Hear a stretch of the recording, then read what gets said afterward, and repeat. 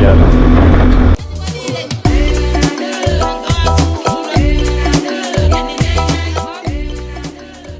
Salut la Mauritanie. C'était une étrange étape, un étrange passage. Je me suis aperçu que ce pays, il y avait une influence super néfaste et super négative des pays du Nord en l'occurrence. J'ai dû faire après une halte dans la ville de Kédi pour en fait aller à la rencontre d'une mission pour le coup super belle et super positive. Ça a été extrêmement compliqué parce qu'en fait pas d'essence, de l'essence au marché noir qui coûte relativement cher. J'ai échangé avec quelques personnes de l'ONU avant d'avancer et voilà, on a décidé de commun accord de ne pas aller plus loin pour différentes raisons. Donc je me suis dirigé gentiment vers la frontière de Rosso. Là c'était lourd physiquement, émotionnellement c'était lourd, c'était pesant. Voilà mon entrée au Sénégal. Salut Satya, bon voyage! Merci! Bon voyage!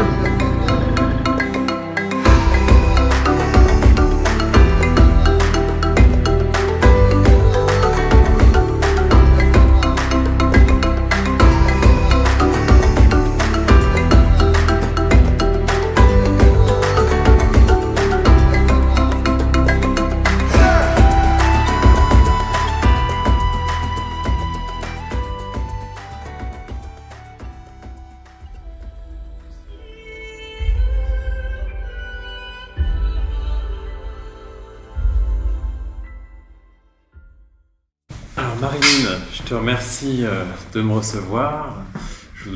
J'ai fait un petit passage hier en arrivant à Dakar sur la baie d'Anne et j'ai découvert différentes choses que j'ai montrées, expliquées en images.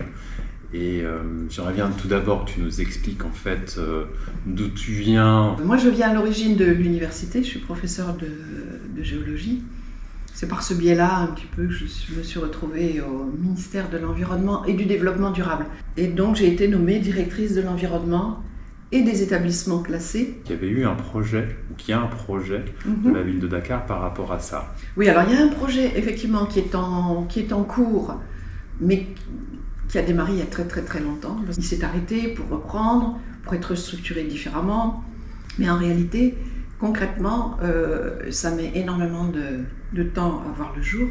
Parce que dans ce canal, il y a toutes les eaux usées, donc des fosses septiques, mais il y a aussi 80%, admettons, des usines du Sénégal se trouvent dans cette baie de Hann. D'accord. Ces eaux des canalisations secondaires devaient rejoindre la canalisation principale, le collecteur, et ce collecteur devait donc récupérer toutes ces eaux, sortir en mer à 3 km et d'un au large. côté, on préserve la côte, mais ce qu'on est en train de dire quand même, c'est que 3 km plus loin, ça se jette quand même dans l'océan.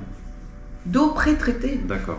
Donc ça, c'est le projet initial qui n'a jamais été réalisé. Je sais, c'est le dernier projet. Mais aujourd'hui, est-ce qu'on sait pourquoi ça n'a toujours pas été réalisé? Il y a les exigences des bailleurs de fonds. C'est extrêmement difficile d'arriver au bout du projet, de pouvoir capter effectivement ces fonds. À cause de cette atmosphère qui n'est pas uniquement liée au transport, mais aux usines, qui va polluer l'atmosphère et en l'occurrence polluer l'eau de pluie qui va retomber. Exactement. Que là, on peut arriver à toucher aussi bien intellectuellement qu'émotionnellement le citoyen d'une manière ou d'une autre pour lui dire « Est-ce que tu te rends compte ?» Est-ce qu'on peut dire à quelqu'un dont c'est le seul moyen de survivre, et je parle bien de survivre, on va leur dire bah non, il faut changer ton taxi parce que là tu pollues et que tu es en train de t'asphyxier et d'asphyxier les autres.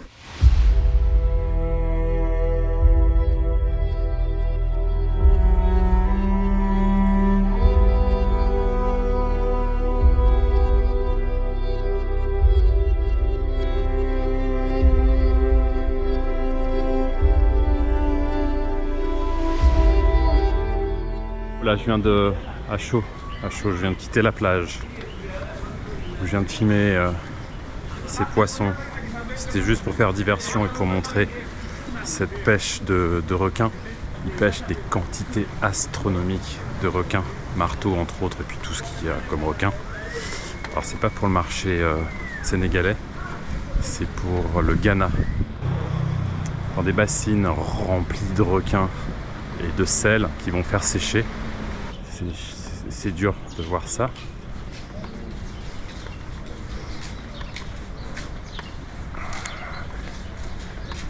Il y en avait des quantités partout, j'ai pas pu filmer parce qu'il y avait beaucoup de monde. Ce que tu as pu voir à l'instant, c'est une quantité infime de tout ce qu'ils ont pu pêcher comme requin. Et là, on parle de la pêche du jour, bien entendu, t'imagines, c'est tous les jours comme ça. Waouh, ça fait froid dans le dos.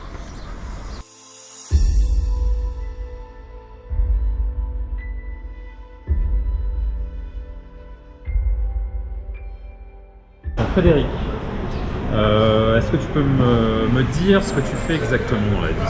Alors, je suis directeur des opérations pour Pathé, pour les cinémas Pathé en Afrique. On développe des cinémas sur le continent africain. Qu'est-ce que vient faire Pathé là-dedans? Et hier, on a échangé et tu m'as parlé d'une idée qui potentiellement pourrait se développer. Moi, j'ai l'idée de faire de la récupération d'eau pluviale. 95% de l'eau utilisée dans les cinémas sont pour les sanitaires, que je trouve relativement facile techniquement au moment de la construction du cinéma de pouvoir récupérer l'eau pluviale dans des grandes cuves et que cette eau serve pour les sanitaires.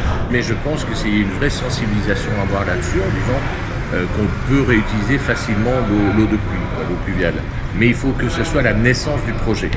Moi, je vais me battre en tout cas sur mes prochains projets africains pour que ce soit mis en place si c'est possible techniquement. Faire des tout en pente, en légère pente, pour pouvoir avoir des récupérations, je pense que c'est quelque chose que beaucoup d'opérateurs pourraient être sensibles là-dessus. Je pense que c'est toujours le premier pas qui est compliqué. Et quand les gens voient que ça marche, ils disent « Ah mais pourquoi je ne l'ai pas fait avant » et du coup ils vont le faire. Mais il faut vraiment qu'il y ait quelqu'un qui ait cette initiative-là. Merci Frédéric.